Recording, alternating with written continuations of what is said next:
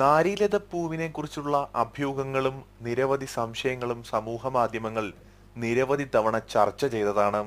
എന്നാൽ ബുദ്ധന്റെ രൂപത്തിലുള്ള പിയർ പഴങ്ങളെക്കുറിച്ച് നിങ്ങൾ കേട്ടിട്ടുണ്ടോ? സംഭവം സത്യമാണ്. ബുദ്ധന്റെ രൂപത്തിൽ പിയർ പഴങ്ങളുണ്ട്. ചൈനയിലാണെന്നു മാത്രം. എന്നാൽ എപ്രകാരമാണ് ഇത്തരം ബുദ്ധന്റെ രൂപത്തിലുള്ള പിയർ പഴങ്ങൾ ഉണ്ടായി എന്ന് കേൾക്കുമ്പോഴാണ് നിങ്ങൾ അതിശയപ്പെടുക. പിയർ പഴങ്ങളെന്നും സബർജൻ പഴങ്ങളെന്നും അറിയപ്പെടുന്ന ഈ പഴങ്ങൾ നമ്മുടെ നാട്ടിലും ലഭ്യമാണ്. എന്നാൽ ചൈനയിൽ മാത്രമേ ഇത്തരത്തിൽ ബുദ്ധന്റെ ആകൃതിയിലുള്ള പിയർ പഴങ്ങളെ ലഭിക്കുകയുള്ളൂ. ചൈനയിലും എല്ലായിടങ്ങളിലും ഇത്തരം ഒരു പഴം ലഭിക്കില്ല.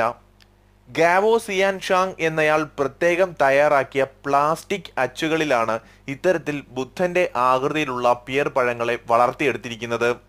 ഇതേ രൂപത്തിൽ പിയർ പഴങ്ങൾ ഉണ്ടാക്കിയെടുക്കുന്നതിനായി അദ്ദേഹത്തിന് വേണ്ടി വന്നത് 1-2 വർഷമല്ല, 6 വർഷങ്ങളാണ് ഇത്തരത്തിലുള്ള ബുദ്ധന്റെ ആകൃതിയിൽ പിയർ പഴങ്ങളെ നിർമ്മിക്കുന്നതിന് അദ്ദേഹത്തിന് വേണ്ടി വന്നത്. ഇത്തരം ചിത്രങ്ങൾ കണ്ട് പലരും യഥാർത്ഥത്തിൽ ഉണ്ടാകുന്ന പഴങ്ങളാണ് ഇവ എന്ന് തെറ്റിദ്ധരിച്ചുവെങ്കിലും പിന്നീട് പലരും സമൂഹ മാധ്യമങ്ങളിൽ കൂടി തന്നെ സത്യാവസ്ഥ അറിയുകയായിരുന്നു.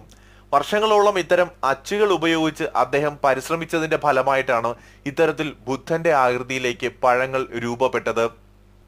ഈ വീഡിയോ നിങ്ങൾക്ക് ഏവർക്കും ഇഷ്ടമായെന്ന് കരുതുന്നു. ഇഷ്ടമായെങ്കിൽ ലൈക്ക് ചെയ്യുക, ഷെയർ ചെയ്യുക, ഒപ്പം ചാനൽ സബ്സ്ക്രൈബ് ചെയ്യാനും മറക്കരുത്. മറ്റൊരു വീഡിയോയുമായി വീണ്ടും കാണുന്നവരെ ഗുഡ് ബൈ.